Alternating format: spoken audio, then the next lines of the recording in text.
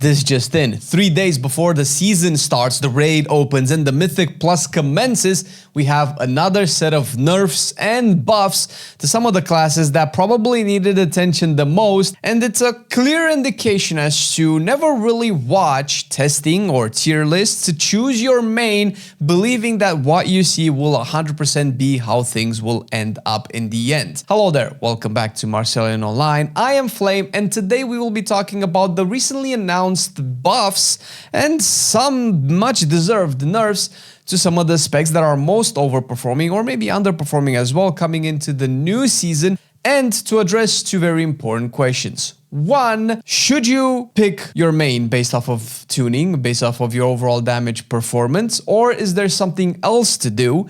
And two, is Blizzard doing better at tuning, balancing, and changing specs for upcoming seasons and accounting for meta shifts and player perception? Let's quickly take a look at what has first changed. We're gonna start off with Druid and Balance. And Balance right now has an overall aura buff of 8%. On top of the aura buff, Keeper of the Grove ornaments of the Mother Eagle 4-piece now accumulates 3% of the damage done, previously was 2%, and Dryad's Favor is now capped at 10 times the spell power, was 6 times, and splashes 15% of the damage, was 20 times, to nearby enemies. Elun's Chosen ornaments of the Mother Eagle 2-piece has Starfire increase the damage to 20%, previously was 25, and has a 40% chance, previously was 50, to launch a Star Surge at 45% effectiveness, previously was 50%, so it's a nerf here. And the aforesaid split Star Surge damage dealing is now at 40% effectiveness, previously was 80%. The biggest thing that changed here is the 8% aura buff, which is a very large aura buff, also making it very weird that Balanced Druid has been nerfed consistently for a couple of weeks in a row, begging the question as to what actually is going on in the testing phases at Blizzard and how they're actually navigating the performance of a spec before they decide to nerf it. Overall, this is a big damage increase for Balance across the board. I believe a couple of sims have been done in the Balance community, and Elun's Chosen is about a 3% buff, while Keeper of the Grove is about a 13% or something like that, and Keeper of the Grove is still about 2% ahead. Elun's Chosen at this point, considering that Elun's Chosen was actually nerfed, but since the baseline spec has been buffed, they just brought that a little bit closer together with the overall changes. Balanced Druid has been doing criminally low amounts of damage, so it's great to see this, and it feels like its AoE has mostly been hit as opposed to its regular single target, and that's really great because Balance has been suffering from single target for quite a while now, so hopefully this will make it an ideal raid class, because if we're going to be talking about balancing, and especially with Balanced Druid, the irony is not lost on me. People can argue and debate and tell me I'm wrong down in the comment section below, but I believe Balanced Druid hasn't really been really good in raids since Shadowlands, when you had the Ravenous Frenzy Venthyr ability that just boosted your single target a lot and you just spammed Star Surges. Of course, it hasn't been completely dead. Obviously, there are council fights and spread cleave fights where Balanced Druid has always kind of premiered, but those usually are a little bit rarer, and usually that damage isn't very valuable these days in the way that the encounters are done. And I'm mostly thinking about maybe the council fight in Amir Drasil with the Druids and the Bears, and I cannot, with Pips, I remember Pip, I cannot remember the other bosses where you just played Stellar Flare among other things, and you had to juggle dots on all of the bosses, and wasn't necessarily bad damage, and I think in the end it might have ended up losing to Elemental in terms of overall performance, but outside of those situations, and Styx most notably last season, Balance has kind of suffered overall. So we're hoping that more and more tuning like this that addresses specific problems that specs have. This probably doesn't solve Balance's issues overall, but at least the devs are aware, and that whenever they do this, we can steadily bring something that's bottom of the barrel a little bit higher up, so as to not make Balance just a meme Mythic Plus spec. Moving to Restoration Druid. Now, if you have been following the PTR Adventures of Resto Druids, ours not necessarily included, Resto Druid has been cranking super high HPS. I believe there's a clip from one really good Resto Druid content creator also that has done 15 million HPS on the last boss in Floodgate. Now that is a lot of healing. I'm just gonna say it right now. And I think, of course, it was expected that it's gonna be nerfed. And the nerfs are not really nerfs because that happens because some of the bugs that the tier sets and the interactions has. So what we're seeing right now is the bugs being fixed, which inevitably ends up nerfing Resto Druid, but also buffing in exchange. So what actually is changing with the reset? The Wildstalker pure talent is the culprit here, so it fixed the bug causing the 4-piece bonus to generate extra symbiotic blooms for regrowths cast by Rampant Growth. There is another bug preventing Twin Sprouts from generating extra Bloodseeker Vines or symbiotic blooms from the ones created by the 4-set bonus. This probably affects Feral as well. And the symbiotic bloom and bursting growth healing is increased by 15%. So yes, your bugs that have buffed your healing so much have been fixed, but in exchange you have received a little bit of a buff to compensate the overall performance loss. The 2-set bonus piece also increases the rate of symbiotic bloom growth by 45%, previously was 30%, and the 4-piece now causes symbiotic bloom healing to take 35%, previously was 20%, chance to trigger bursting growth at 100% effectiveness, previously was 80%. And we have the developer notes just to kind of confirm all of this. The bug involving rampant growth was generating a large number of unintended symbiotic blooms, which consolidated a lot of Wildstalker's healing power into the 4-piece and clear casting procs. We've added healing power to counteract the healing loss from the bug fix. Of course, it's very hard to gauge the power of healers as opposed to DPSers because you can more easily sim those. So we will have to see probably past the first week of the season how Resto Druid actually will perform, because by the time you're watching this, it's a very good chance that the Race World First teams have already picked their healers for the raid, and the M+ pushers have already decided on what healer they will use to push content in the next season.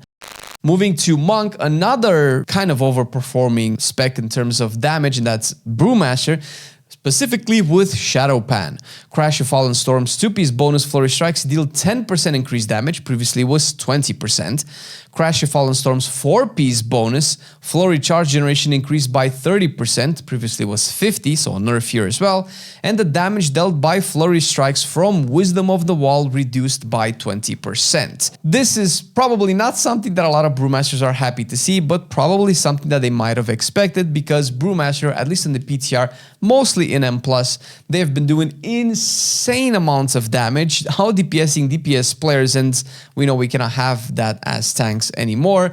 Blizzard have been pretty clear on that, and it just stings a little bit coming from Season 2, where Brewmaster struggled with damage, period. Maybe one of the tanks with the least amount of damage out of everybody, and seeing a nerf to the damage is not very reassuring. But this is why when you look at these, you have to kind of either see the whole picture, maybe the whole context. I don't know if you've been watching all of the coverage that we've done on the buffs and nerfs classes. These should probably be fine in the end. Looking at how they're addressing performance, it's a very good chance that this, if it's way too much nerfs, which doesn't really seem like it, they will readdress it back and buff it again. But we'll get to this at the end of the video. Let's continue on to Enhancement, which has received nothing but buffs. Lava Lash damage has been increased by 15%.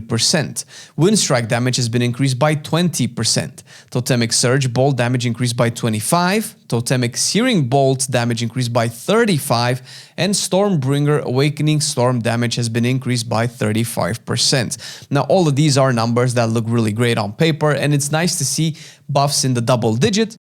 However, in the end, looking at the Enhancement Community Discord and what mathematical calculations have been made, this seems to amount to about a 3%-ish single target increase in overall damage. And from what I understand, Enhancement was kind of really at the bottom in terms of raid performance previously, and I'm not necessarily sure if this fixes the issue, and it hasn't been the experience that I've seen on the PTR with Enhancement, mostly because Enhancement that we've played was mostly in AoE. I say mostly, maybe one too many times. And the raid has been tested, the first couple of weeks of the PTR, and then nothing since, so it's kind of hard to gauge the performance. However, I'm sure that who is doing the sims for Enhancement probably knows this a little bit better. Even still, now that I brought this up, At the beginning of every tier, there are sims done for all of the specs to kind of gauge their performance in pure single target patchwork fights, assuming you don't really do any mechanics, assuming that your procs are more or less perfect, assuming that you are more or less performing perfectly, and the specs that end up being at the top don't usually end up being at the top in the end.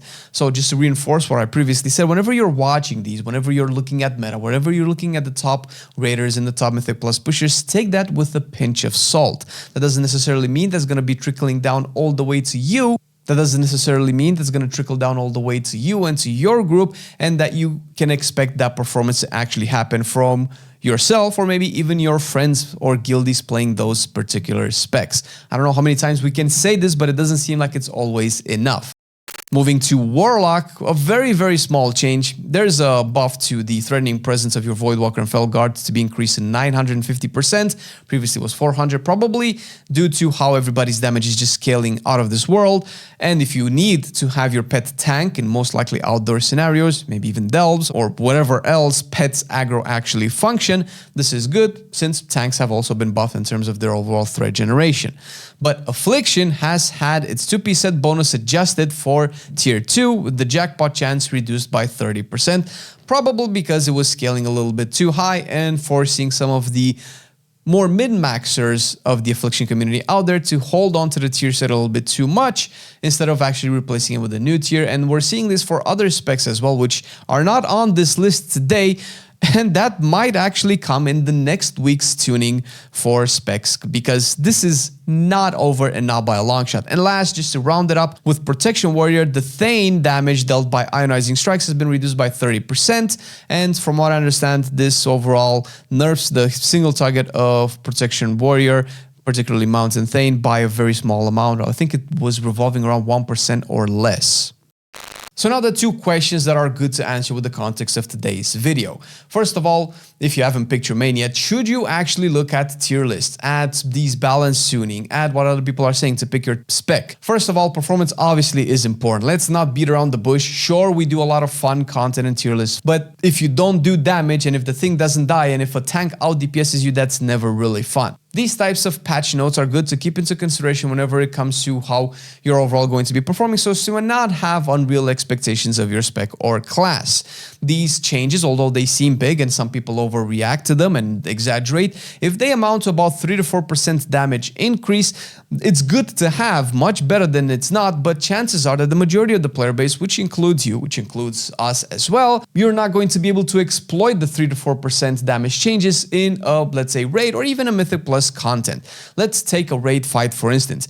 If you're fighting a boss before the nerf and then you get hit by the nerf, but you actually are assigned a mechanic to do, to take a bomb out, to move somewhere, you lose more than the 3 to 4% damage that you normally would have had if you have to do this maybe once or maybe even twice per raid fight. So yes, obviously, you would have more damage with the buff in both situations, whether you do the mechanic or not, but the amount of damage that 3 to 4% equates to, since this is mostly what we're seeing with all the classes changed today, is not that much.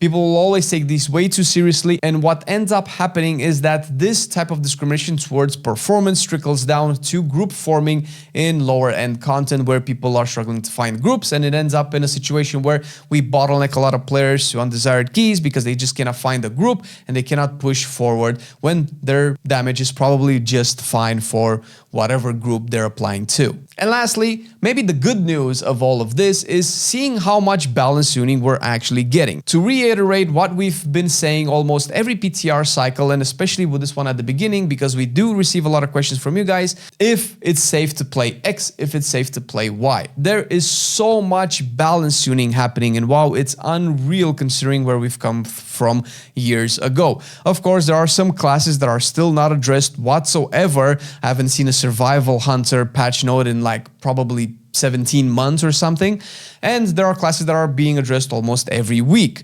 That doesn't feel great, but what should probably give you some level of reassurance is that classes are being addressed almost on a weekly basis, so at least we're getting balance tuning. And to be fair towards the devs, The War Within and Dragonflight as well, but each patch subsequently sees classes and specs being more and more balanced regardless of the content that they do. So it's actually good that we're seeing this, even though we're not seeing it for the classes that maybe we would have wanted to. And if you still struggle with picking a main, you should see the video that we made with our mains, the way we picked them, what process we went through, what influences our choices, and maybe that can help you actually choose a main for next season, regardless of performance or meta questions.